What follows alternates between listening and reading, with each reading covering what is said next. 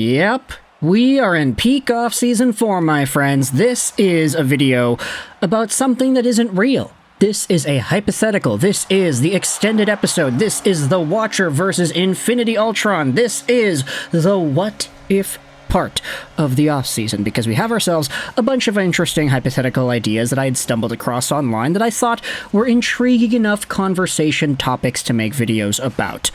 Starting out with this one here.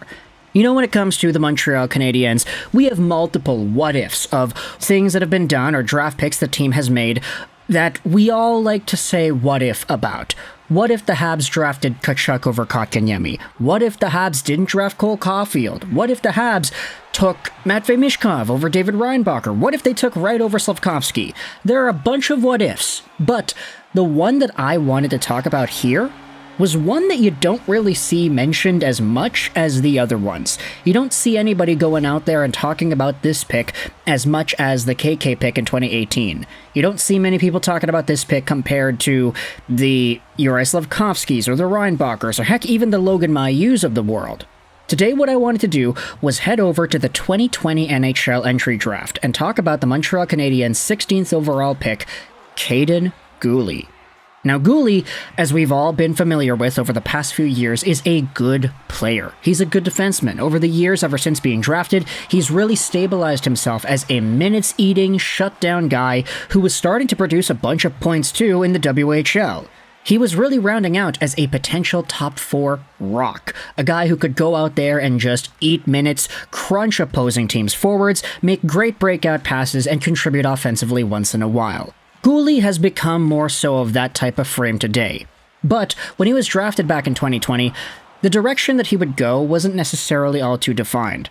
The thing is, I'd say that Guhle has had a really good track record and progression stint ever since the draft. But if you had told people back in 2020 that at this point in time, 2023, Guhle is going to be this good, he would have played this amount of games in the NHL, he would have looked this alright at the NHL, I honestly think people might have been a bit surprised, because I feel like for Guhle, the way he's developed since 2020 has honestly been a little bit faster than we thought. Like, if he had become this good in 2025, I would have been like, yeah, that's proper development, that's what we expected out of him. When he's 23 years old, that's when he's really going to start being an NHL guy. But nah, Kaiden Guhle is 21. He already played a full or half a season in the NHL, 44 games, 18 points. He was sidelined out with injuries. But the reason we're making this video is because we saw ourselves an interview done with Guhle on TSN 690 where he said he's back to 100%. And I wanted to go over some of the comments made about this idea on the Montreal Canadiens subreddit. You see, this radio hit goes out there and talks about Guhle being back to 100 and he wants to go out there, do his thing next year. That's all great. We all kind of expect Guhle to be able to take the next step. He's shown us no reason to prove why he can't. But the top comment here from Figaro goes out there and says this: I remember the general WTF, why draft a D-man with our first pick? What a waste sentiment around when he was drafted. Funny how life goes sometimes. Then the reply says, yeah, but Dawson Mercer is still looking like the better pick. Yup. I wanted Mercer, but I'm very happy with Guhle as a consolation prize. Today, I wanted to talk about the other player that a lot of Canadiens fans, I remember, were initially super stoked about being able to draft at the 16th overall spot. Let's talk today about New Jersey Devils forward Dawson Mercer, who was taken 2 picks after Guhle at the 18th overall spot. Now, Dawson Mercer is a really intriguing player because he's also 21 years old, 6 feet, 181, right-handed center, and he's a guy who in the previous season's worth of play for the Devils had 56 points in 82 games, 27 goals, 29 assists. Now, we know he's listed as a center on Elite Prospects, but he wasn't playing center. He's not playing center over Hughes or Hischier. He was playing on the wing. And for a guy who last year in 2021-2022 was a rookie putting up 42 points in 82 games, this has been a very great progression rate for this guy as well. I know I said that Kaiden Guhle had a pretty quick progression since the draft, but Dawson Mercer has done that on overdrive. He's been hyper-speeding his way to top 6 NHL minutes at 21 years old. As a result, his entry-level deal, wherein he expires as an RFA at the end of 23-24, this is going to be pretty interesting to see where the Devils decide to go. Does he take the short-term bridge deal? Does he go long-term? Whatever, we'll talk about that soon when everything gets said and done. But Dawson Mercer, back when he was draft eligible in 2019-20, was playing out of the Chicoutimi Saguenay, and he was a point-per-game guy for that team. He also was at over a point per game for the Drummondville Voltigeurs in that same season before getting sent over to Chicoutimi. But when Dawson Mercer was drafted, I remember a lot of people in the Q scene specifically saying, yeah, this guy has what it takes to be just an all-around type of plug-and-play gamer at the NHL level. You're not going to get the best all-around play. You're not going to get a Selke winner. You're just going to get a guy who knows how to create offense and who does everything at such a high level that it's difficult to find a weakness in his offensive profile. He just does everything you need him to do. He's able to manipulate opponents. He's able to waltz around guys in the offensive zone. He's able to score as well.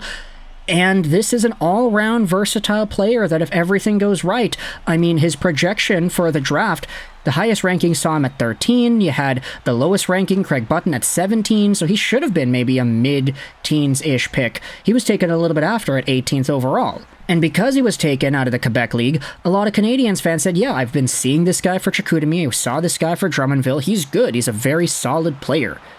But the Montreal Canadiens decided to pass on him, and they took Kaiden Guhle instead. Now, a few years later, you could say that Dawson Mercer, being as good as he is, you could debate, oh, it's a product of the players he's playing with, it's Hughes, it's Hischier, it's soon-to-be Toffoli, and it's also Timo Meier, Jesper Bratt as well, but I don't really know if that's all too fair. Dawson Mercer has really gone through a lot of development the past few years to round out his offense and to prime it for NHL gameplay, and it's worked extraordinarily well. And so, even though Kaiden Guhle might have been a very good defenseman in the Canadian system, he's a guy that's been growing, he's been really forming his game into that of a solidified profile. We know what Kaiden Guhle is about, we know his identity on the ice.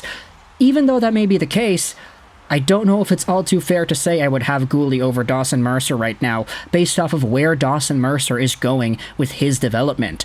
I mean, if you wanted to say, all right, well, projected into the future, would you rather have Dawson Mercer at 70-80 points or Kaiden Guhle being Shea Weber 2.0? Just absolute rock 25 plus minutes a night, maybe he gets 30-40 points in a season, and he is your number one defensive guy.